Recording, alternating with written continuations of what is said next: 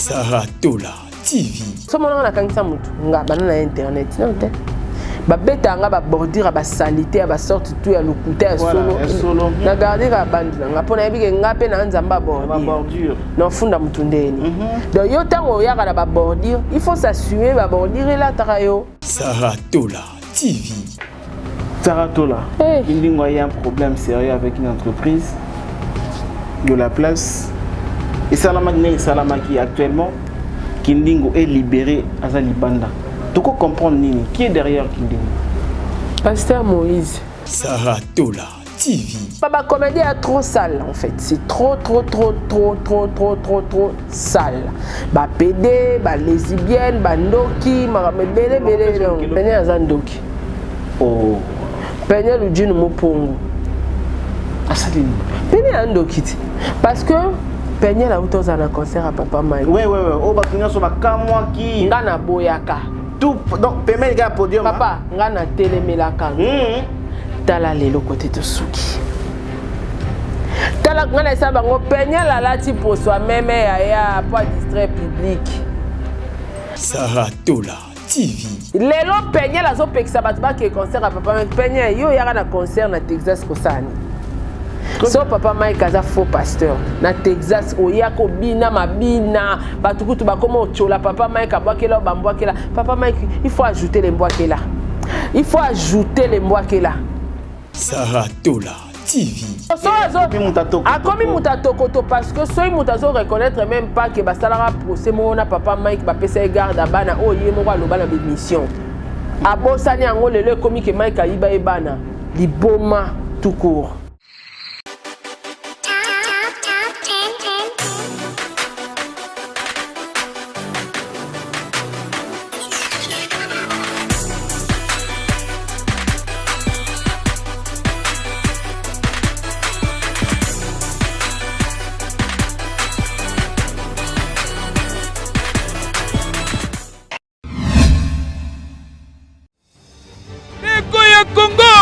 Ofandi na Kinshasa tope na Brazzaville tika na yebisa bino ke sango ya malamu mpona bino eye bino batu bozalaki kolela na ba service lokola expédition ya bakoli par avion bato kouta Chine mpona kokota na RDC tope na Congo Brazzaville. Agence Isa Logistique Multiservice baye kofacilite bino tâche mpona ba service lokola chargement, paie de douanement et conteneur, full topé groupage, assistance commande, achat na Chine, topé, kosomba biloko na Alibaba, bazali pe na ba service ya règlement, et paiement ba facture ya mbongo, ya ba fournisseur na bino, oyo bazali bongo na Chine. Bokanisi esili, basalaka pe suivi, pe contrôle ya qualité, ya ba produit, topé, ya biloko oyo, bosombi na Chine.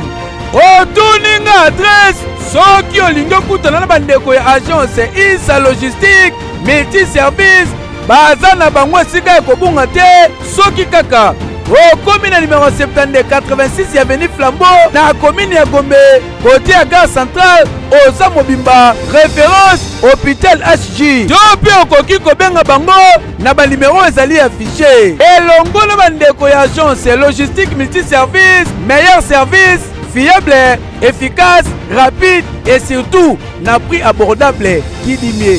Hey, Keyo. Confort et proximité du service. Véhicule neuf. Tarifs accessibles pour tous. Majabou Cab, votre solution pour vos déplacements.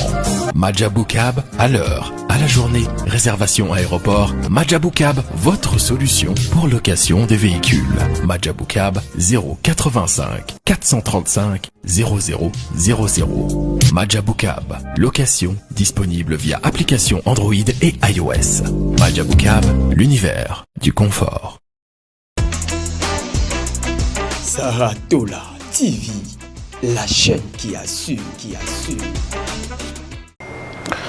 D'accord, merci. On se retrouve pour une deuxième fois. Merci beaucoup. Vous êtes tellement nombreux à nous suivre.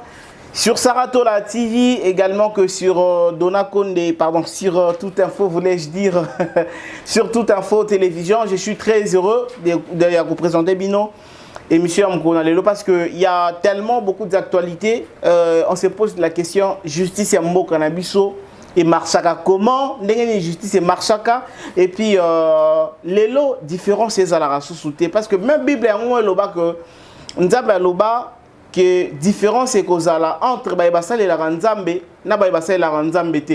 Mais aujourd'hui apparemment tu comprends sous-té. C'est comme si différence est sous-té, pas ya Baïbasal et la Ranzambe. Excusez-moi, na Baïbasal et la Ranzambe te. Dans le monde théâtral, nous sommes en train de pleurer Gianni Faye. Gianni Faye déjà va programme et puis ça m'a qui sauf en prévu déjà corps il y a Gianni Faye et Zali Kokita Kinshasa lelo des bande qu'on a biso à poto bakendaki pour na kokende kotala pour une dernière fois Kondo Gianni Faye o ba exposa qui basala qui exposition bakende kotala e asuka lelo mkona lelo après bazali ko ambalende kona biso aza kozonga Kinshasa to mona e asuka sima to kende kotika e na lilita na ye mais to comprendre ma belé que tout autour ya liwa ya Gianni Mamboué est tellement ébélé et ça dérange, hein, ça fait tellement mal. Comment on a que tant que banda bo moi na bo sala musala mo bo banda na ba pasi boko la boko mi mikolo les lots quand même vie et sourire mais beaucoup mi na ba niveau mo bo et ça la penza malamouté. Alors on avait tous vu les images là que vous êtes en train de voir. Moura Wazali P Azalaka P journaliste, je pense que oui, il est journaliste. Moura, il a été arrêté na kati ya terrasse ya Nana Boutouga vers 23h. La vidéo est circulée qui partout. Place où Nana Boutouga Zali ko déplorer comportement ya batwayi au Kangamoura na 23h na kati ya restaurant na ye ba beti bagaz et ça a dérangé tellement. Pourquoi Bakangi Moura? Bakangi à 23h, lobby à Sambité, après directement on nous apprend que le jeune garçon est actuellement dans la prison centrale Yamakala. On se pose la question, c'est quoi les problèmes? Eza Makambunini, on nous dit que Ezali a affaire Bellevue, Nemutakangi Simura, Ezali Makamboueleka, Dacosta, Boye. Il y a tellement beaucoup de versions par rapport à arrestation. Il y a des Konabiso Moura, nous allons en parler tout au long de notre mission. De l'autre côté, tout le monde a fait Mosé Kindingo ensemble, on a poulet na épée ensemble, on a saper tout, on a fêter libération naïe parce que selon hier lobby a sali aller-retour en prison. Sali aller-retour en prison parce qu'il a eu un problème avec une entreprise de la place. On est porté qui est plainte et il est parti sitôt Kokende directement. Il était sorti à lobby, il est gagnant et il reste toujours dans ce qu'il est en train de faire parce que il y a aussi ma BT selon hier. De l'autre côté, notre sœur ex-femme, la maman des enfants de pasteur Mike Kalambay Peignel qui est en train de révéler beaucoup de choses qui nuire la carrière. Il y a un serviteur de Dieu qui est en train de parler certaines choses aux alliés qui touchent même la sensibilité à Batou en disant que homme de Dieu à Fimaka, homme de Dieu à Melaka Masanga. Donc c'est un peu compliqué. On se pose la question. Nous sommes avec Sarato là sur notre plateau. On va essayer un peu de décortiquer toutes ces informations parce que c'est important. Pour vous, il y a une précision, il y a un Sarato là, tout info le meilleur fan du monde, mais ça n'a pas Sarato la TV Mbote, bonne journée. Mbote, papa Dona, Mbote, na batunios tout. Bon, on a besoin de toute info et puis na Sarato la télévision. Voilà, Sarato là, semaine et bandi, semaine à Bamakambu. Ok, de boy, bakangaki. Ozonga boye alobaki, ozonga boye bakangi, ozonga boye abimi, akeibo, akeibo. Ngape bakanga so bakangi pe mutu. Gloire à Dieu kaka. Gloire à Dieu parce que ngape bakanga ngati. Tant na ibisa batugeza risque de métier mon européen ça carrière et betara libaku. Bandima raté. Mukidera tour à tour. Voilà. Voilà, très bien. Mon qui tour à tour et puis mon toisana a imperfection comme d'appelé Libaku. Alors, tout le monde a directement la arrestation à Moura.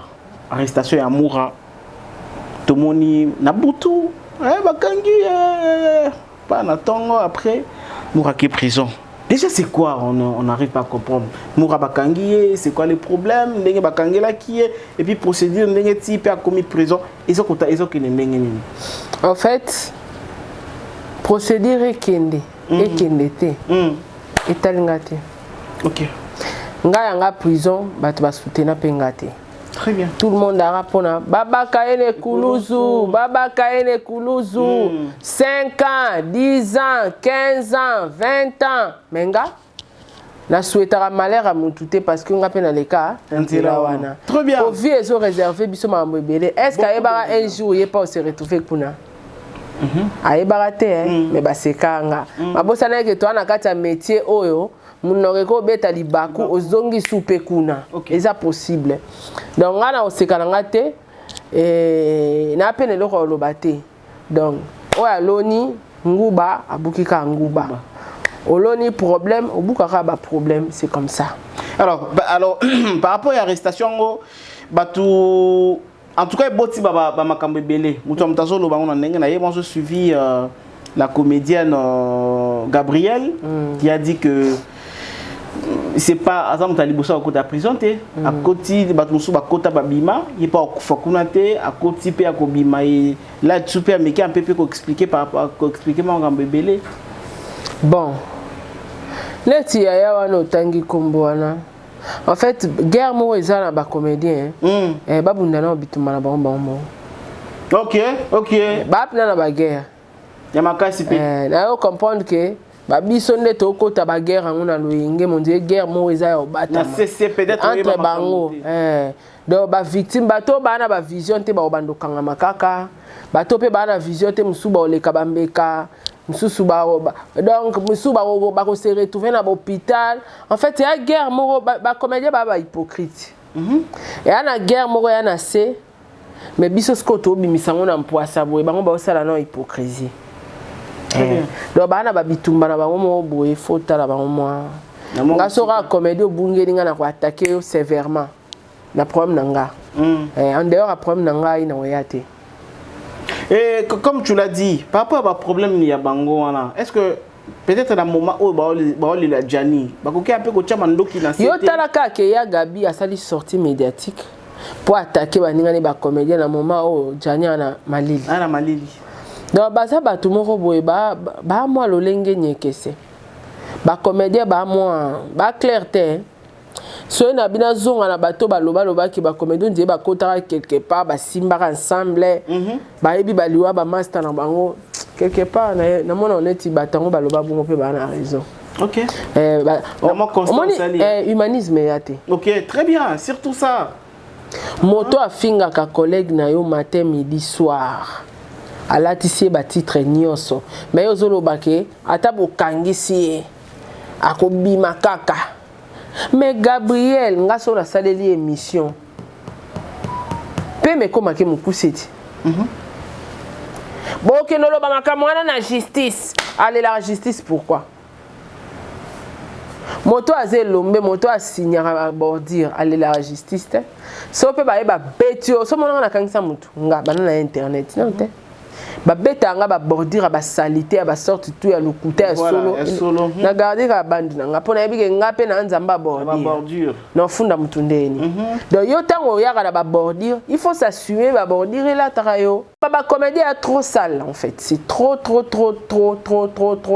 sale ba PD ba lesbienne ba ndoki ma bele donc ba problème en bango wana mamni ozo tanga wana ba PD bon ngam na lobango liste ya kuna bachela bango liste ngate liste za alors Sarah tango la duchesse ayaka lobaka ke babimana entre bango yaka Sarah te la duchesse Mike allez-y comprendre ki ba kolo bazwa bana miki ba ma mikolo babimana ba miki ezaranga zara la duchesse so ngape na betis ko c'était on rappelle pour il paraît Gabriel Pabimana Bamiki il paraît et l'Obamaka ngana eka na beti nini c'était OK na confirmé te awa ba finga mama top na bato asila bachaka ni ba finga mama top ba kosela mama top ba na ba mike mama top aboma mutu et il paraît pour muta na preuve mama top na mwana mwa muki azate voilà on attend la photo siko yo osilikela ça va mtasaka ba liste wana OK banange ngana muta lolombo na bisenga senga lo roi binote bo sepela mama ni mama nzamba tinda na ndia na bino afungola mutema sunga bino so ite mais ba fazer na ba clochard atonga to mona a alors Sarah matanga ya Jani ezo ya Kinshasa et ya Kinshasa alors na ba désordre o to mona pas ba comédien o ndenge ni ba kusangana pour ke balela Jani matanga ezo ba sangana so pe ba kusangana ba sangana so ba sangana ba hypocrite ke ba mona ba sangani ba comédien ba hypocrite e ba ngote o mona ba to to finga na ka semaine o matanga ka mutu mo akufaki na mort ba yamba ni baolela allez biso pe tema kuna yinda yoka biso pe bakizengi na bango ya nanyo yamba ni na nanyo yo bayokani nzoka na mitema na bango netika chuba muninga mbeli mais hypocrisie ba comédien ba ko boma na bango ba na hypocrisie monde bazana balingana na bango souté waza maele te italien voilà parce que ça dérange comme on a mutoko a Jani wazala qui l'un de votre ami wazalaki kusala musala mona bino et puis bon mesala na epe makasa za na mabele mais makambuza aza nzota malili mais makambozo bimakaka bakofingana bakosala boy ça dérange tellement mutalo baki osama okebeta magoda na prison boisson moins franchement et là blum sous na télévision ko lo bangote mama bana personnalité na yo star waza censé ya ko éduquer masse azolobake nga etikali kana yana loba makamunio sona yindisaka na ke prison d'ailleurs kutona ke prison ba copie sala makuna mukonji mo ako sepela nanga ba coach singa ba betinga magoda na zimo 5000 mukonji ngo pa otala pe poso nini o mukonji opese ya 5000 poso nini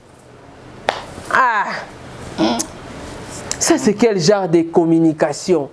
Étant qu'une mère, femme, toi appelles à moi de la femme. Ça c'est quel genre de communication? Zola que ça bana batuke na prison cop et ça la marayambongo. Donc abet tata muta zo que ça muta yi ba manquer batu ba respect a kenero ça la cop na prison. Dans ce qui les bandes simbité salanga mukene na prison et aussi. O sa cop. Maloba ya bateau vie beba.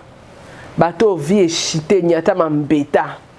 Pour maman mukolo lo roi nga sarabo na ko lo baba terme wana te na télévision. Na lo bana batu yekola koteka. Sala business, sala boye, lona, sala taki boy.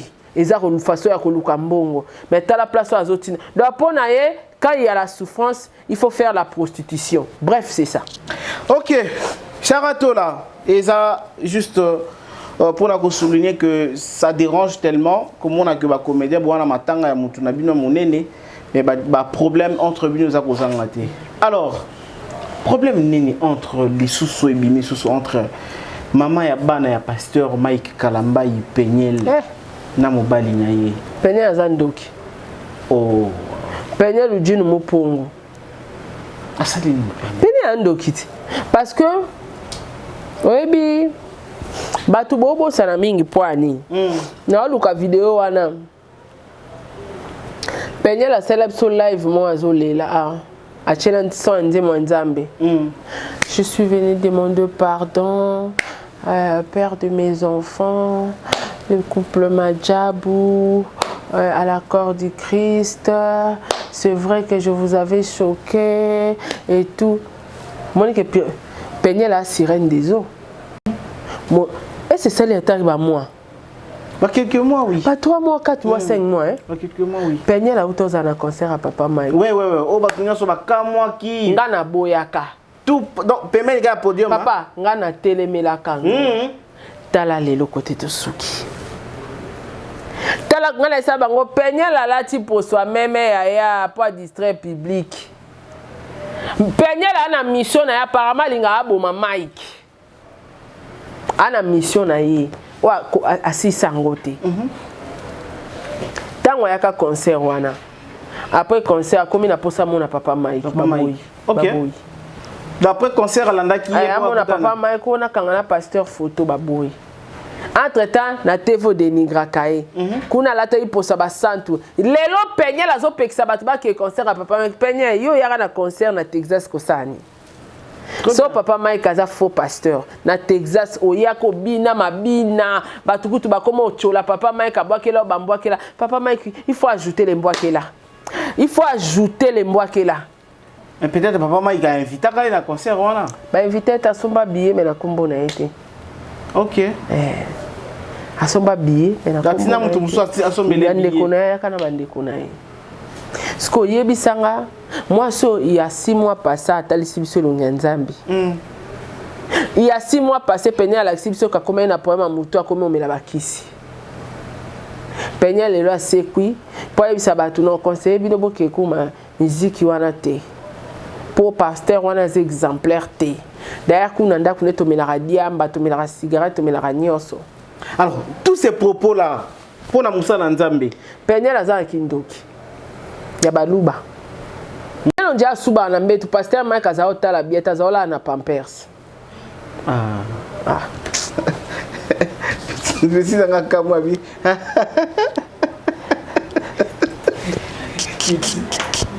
Pitié. Pitié. Bon dire. Pitié.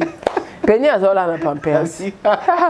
Attends, est-ce qu'on y est? Alors la Pampers. Sikoyo, Peñel va. Ala la Pampers. Ala la Pampers. T'as des gars qui ndoki. Peña on dit azola na Pampers. Papa ma do Peña ala na Pampers ne expliqué. So balali no sans Pampers. Azelika après magoda fatigué yaka. Et papa Mike alali alati Pampers, alati robe de nuit alali. Titongo. Papa Mike pe na tongo wana tong papa et puis papa ça trop na papa Mike te mo yena poto papa Mike. Peña azola na Pampers. Asubaka. Mais tout ça, est-ce qu'on peut aussi accepter que ils ont un problème ou bien ils ont un bâtiment derrière Peñel, ils ont un coaching mon salama. Peñel la cause en a battu derrière, oui. Mais Peñel y est mon wana mission de tuer papa Mike. Ouais, donc y est moko. Parce que papa Dona, il a mususu cause à battu ba futi opelar. Mais babino chuba papa bana nombe il ata bokabwana. On dit moti kaba no ba orphelin. Tala, bana no ba orphelin. Si ko Peñel a na conscience wana te, ata na kibomoto wana te, donc c'est-à-dire yenda au venger Mike. Batouana peut-être ba utiliser yé comme canal à vengeance. Pour ba moni de yé mo wana mauvais parce que Dona, so yo ana mauvaise foi contre ngate jamais mutako bengo Dona, mbongo ngo sala sara mabe oyate. Jamais. Batou ba otala déjà yé ana mauvaise foi ya sa Mike mabe, tamé to collaborer kana yé abomba directement de là. Toi attaquer. Peñel yemoko ana posa koisa muto a pasteur Mike. Mais akeba ayo bela liboma akeba. Mais alobi tout na émission o ya benga qui est pas ba ken na lobi que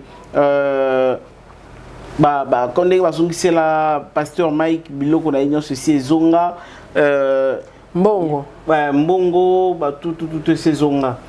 Selon ye alobi pasteur Mike nazola de la vie na ye. Et non, il y a dans la passée. Bazong ça biloko pourquoi parce que on a ba coutume sous moi si on t'a décidé li balé kufa. Bazong ça. Faut bazong ça pour mobilité moi c'est aboyi. Faut bazong ça biloko. Nde bazong ça biloko. Alors, yé koloba ke pasteur Mike Obondele wana kosi. Akosi papa Dona. Ay akosi. Peñel akosi parce que yé mon pasteur Mike aibike mukolo ozonga na Peñel obomaye. Action. Parce que émission on a membre l'obami tellement ébélé. Peñel a avoué que oui, à Zoranae cigarette, à Milanae cigarette, à Milanae masanga, il a liba la paix par pasteur Mike P. en dépit au salaire. Est-ce que ça peut être vrai? Preuve des athées. Moni preuve des athées. Preuve des athées. Donc Peñel a quoi au cause de la baffe surtout Peñel, il y aura la preuve. Peñel preuve ate ata ya photo moko mela shimbo kinandaka Mike ate. Donc yo kanga ata photo nanda ko anate. Ata whisky tango zo mela tango bozo mela na ye kasi. Moi photo ezate. Ngana loba elo moko mutu sera e contenir ba propos moko diffamatoire contre mutu sans preuve et aka chantage. il faut avoir la preuve parce que zaki moi c'est à Mike di kangouté moi c'est à pasteur Mike voilà donc il faut avoir la preuve ba quelques preuves il faut ça ta net ba preuve ba photo ya banine ba rouge abimisela biso c'est faux et là on est là que ça ezara mukongo na OK pour dossier en petit l'autre soit vraiment vrai quand on a pasteur Mike Boye c'est vrai c'est un homme à kobe taper moi si mais papa Mike azadou et azaba jara mibalo baza mangala mabe mais azadou brutalité bendeate donc je pense que yé la fille oyebi mibala ba brutal ya ba star toyeba na biso bango OK toyeba même na kimakango babeta basi makasi oyeba pena tokotanga na quelques musiciens tobiki o abeta basi o abeta basi o abeta donc déjà pasteur Mike abandaka na penyel ta na passé na tout ce cas-là oyoka une agressivité à obétate donc je pense que Peniel a monté scénario na en toutes pièces les attend à preuve té mamba lo bawana ba mela ba cigarette na sala oui poto ndima ya mo penya tia ba preuve la preuve mais Sarah comment ça fait-il que depuis pasteur Mike a récupéré bana et pas Peniel tilelo bana ba sola kana maman na bango te ba sola na bango vana non malobi ki ba solo la té Peniel a luka Peniel en fait a tikali cauchemar à vie à pasteur Mike à chaque fois pasteur Mike olinga a franchir étape moko ya bien à vie nae Peniel a bandu sara sortie médiatique mukolope pasteur Mike s'est décidé enfin je dois me remarier Peniel peut jour annoncer la sortie médiatique donc a tikali cauchemar à vie à pasteur Mike ali comme on a avancé ali comme on a salé le côté sera avancé toi salé loko yefoya aya ochango molunge moi je pense que kolobaka sola na ba na été ça faux parce que même na ba capture na ba message o ya publié na ba story na yo mona ba conversation ya yena pasteur Mike ya suka ya na octobre pour le mabana aleki na émission abiba sa pasteur Mike so alingi concert na yo wane le bien abenga sola na ba na yi pasteur Mike abengi aboyamba Azui appelle wana à capturer à les réseaux sociaux. Abi la guerre comme à la guerre, oyambate c'est trop tard. Donc ana mais sengi ba benga sola na bana. Mais abi ba bengi ayambite et Azui a sali capture numéro papa Mike. Oh ils a infraction à les réseaux sociaux, la guerre comme à la guerre c'est trop tard. Ah lukani. Wana poso so na bana ou pas.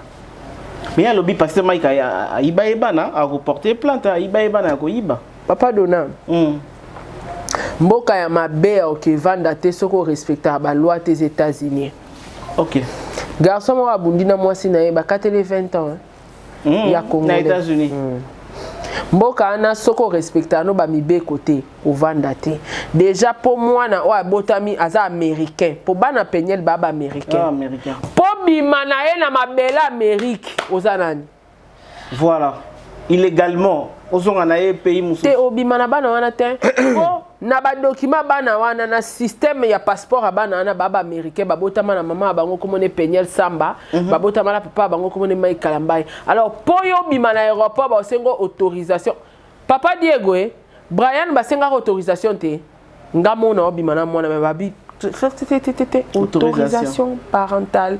Donc tous les deux parties doivent faire les autorisations, accorder que l'enfant a qu'il aime comme sous. OK. Ce qu'on abîme na bana ondeni. OK, donc Peniel mutazo kosa. Nambonga na biso okutu batu balobaka lo ezala raté. Mais na koka ko bima na bana ngamote. Bana yo. Na kendaka deuxième. Na ko ba autorisation. Autorisation parentale. Oui. De obimana mwana so ezate obimana mwana te et puis autorisation on fait à légaliser ozuna on a commune oye nango awa na deuxième papesio mibale l'aéroport so la kisiango ndobimi sikoyo pasteur Mike akina bana ndeni OK pe ateka yakina bango na privé to mona ku nde basala ba vidéo ayana bana abibi na bango akoyiba bana wana ayibi bango akina bango na ndako mususu mais amata na bango na avion au na bango na immigration ni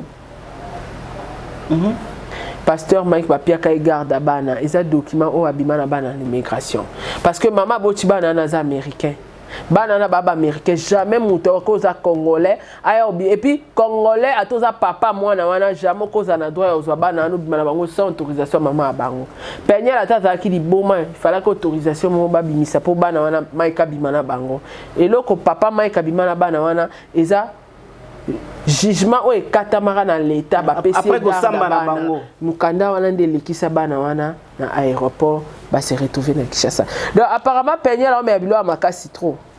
OK. À part Chimbo petit toi na kota ba noir tout à l'écart. Kasi on a lobby batu bazo ko sele makamukeo akomi akomi mutatokoto parce que soy mutazo reconnaître même pas que ba salara procès mo na papa Mike ba pesa garde bana o ye mo loba na mission.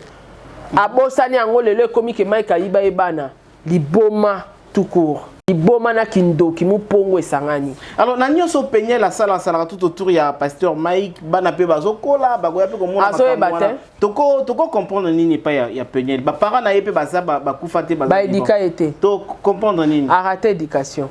O emoni ke pasteur Mike a na 1000 raisons.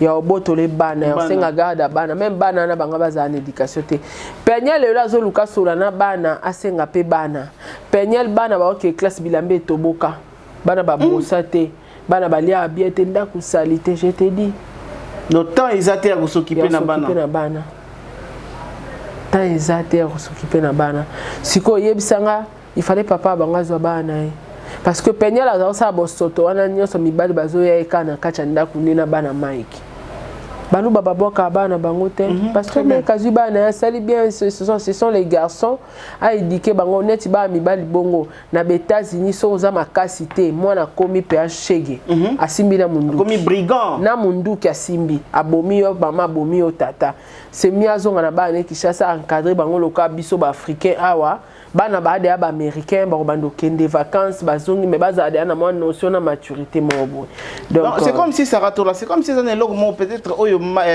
peña la lingara tesco pasteur Mike Asala yango parce que autant lo bango ne bandeli que tout le monde à plusieurs reprises peña la lobby a bongwani na e atiki ba mabe akomine ko sambela tout beli te ala tarapo soi-même donc c'est comme si ça lo mobo pasteur Mike Asala peña la sepela na ngote peña la tarapo soi-même pour kutana na Mike pour sala eloko akana ça peña la capable otambo na mbeli ayeti place à pasteur Mike ba osolo la yambi a chubi mbeli ça ratola je te dis papa omoni koboma mutu yaka kocha mutu mbeli te est-ce que biloko peñelo asala pasteur Mike oyebi krizo asalaka encore kufara encore pasteur Mike asalaka encore kufa peñel ba propos atena pona Mike tango asali krizo na bani akufata okufa ce que mutu so a déclaré okufa ta okufa bomi yo déjà ouais ozela so okufi okoti na cercle ndolo bake ya linga eliwana nga mutu so la kelo de yake yondo sana fo kufa da chao na liste ba way donc mutu ane laxi que so akutani na occasion oboma yo donc peut-être ça quelque part que non azo regretter nenge libale kufa ki peut-être pour ça bazongana te kozongana ndezate en tout cas tanga na osala marche oh ça va bolinga batu yo kota makasi bongo soutien na body body na cycliste wana bolingo batu ta balinga na yo ça na sala marche non ça peut marche no boya pe na pasteur bazo na ko sala marche puis des missions no ça la pasteur Mike Kalambai en tout cas au lukelanga o l'équipe prison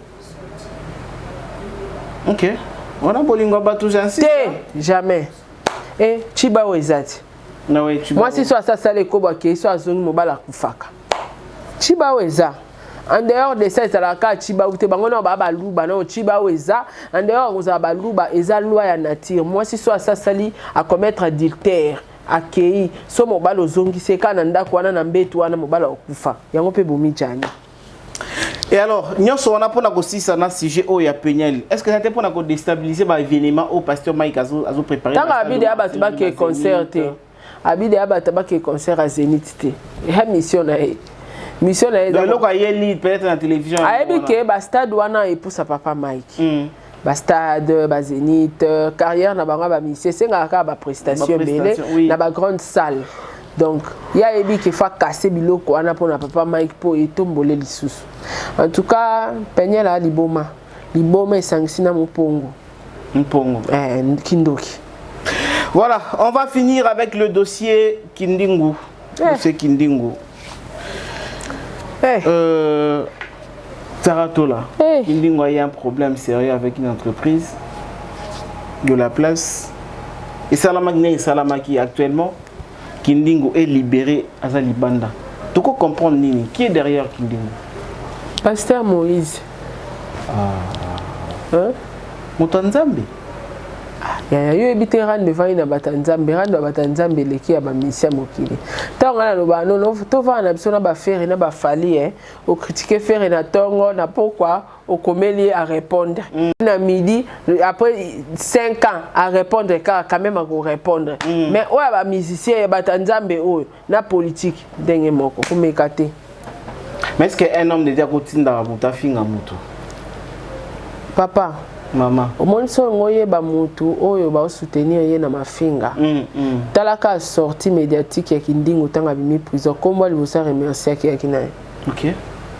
Tango manika kota prison tanga bimara kombo libosa remercier ka zarana. Tango fala kangisa nga na parquet Kalamu première fois. Tango na bimaka na salara vidéo kombo libosa ranani. Héritier. Pour yem tabimi senga. OK. So moni mutakoti kasho bimi kombo liboso tanga reza kombo mutabimi sie. Mwana mine bukana oyo auchoko alora bébé Lili auchoko ta prison bimi a kombo liboso na munora kine sila. Mu rapende bakangie mu komu robima. Kombo liboso otanga ye wana mutabimi sie. Bimisi. So ta futa kimbongo yem tatita kimbongo to yem ta fournir. Donc, tant déjà, pasteur Moïse, Tokozala, Yabiso Tobaba Nzambe, Yabiso Ratarate, Biso Bana Cité, Betel et tout, ça donne une communication. OK. On n'acquise pas le pasteur Mike sans preuve, mais. Nde tozo yo kele la Kindingu, image azo pesa biso, intention azo bimise la biso. C'est comme si c'est le pasteur Moïse qui est derrière lui. Donc, ngana omona rara. Basa na Nzambe boza vrai ko. Boza vrai parce que le loko bosala oyo. Il a que ça même pas dans l'église na mino bandimi na mino ba okelo là. Jamais. Jamais parce que pasteur obeta stade pour le kumo Nzambe. Moïse obeta stade pour le kumo Nzambe. Mike obeta stade pour le kumo Nzambe ce ko bo elani. So sera baronki. Yango papa roya lobby. Soki pasteur Moïse azobeta concert wana eza pona lokumu Nzambe ngaso nazana Kishasa na kozala pona lakisa bino ke baza bana Nzambe ba concert obeta ka izara ya pona lokumu Nzambe eza pona lokumu wa Mike te pona lokumu wa Moïse te eloko nini bozowe lela. Très bien. C'est compliqué cette affaire. C'est vraiment compliqué. Mais tina ba ti pas ya ba serviteur. Tout le monde a makambo oyo bango moko bazo reprocher na ba païen pe bango baza ko reprocher. Et puis bango ba lakisa biso pardon hein. Na ebite so bango mo ba saila ngote poani. Balo bana biso so ba betio a oseni. Pe sa tama mususu. Bango ba sota pas joana na ba bible na bango ekatana. Bazala ngote yango moni ba pardon ezate. Kuna pas pitié pas de pardon. Donc on a vite compris que sortir à Kindingu et ça bateau baza derrière hier baza quoi encourager obligatoirement il y a des gens qui sont derrière Kindingu et puis boye bango pesu na mikolezo ya ke bato bana sima Kindingu.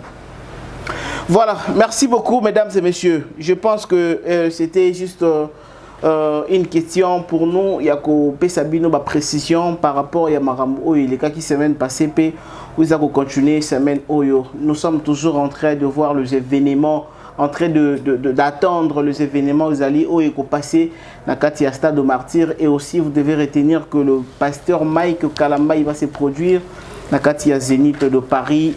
Même Nzambe a permis ta évangélisation d'une manière ou d'une autre. Le commun Nzambe zala koyemba kobina pour musique et vous n'en pas encore. Alors, chers abonnés, amis internautes, continuez à vous abonner sur vos chaînes d'actualité, Tout Info, télévision, ainsi que Saratola TV.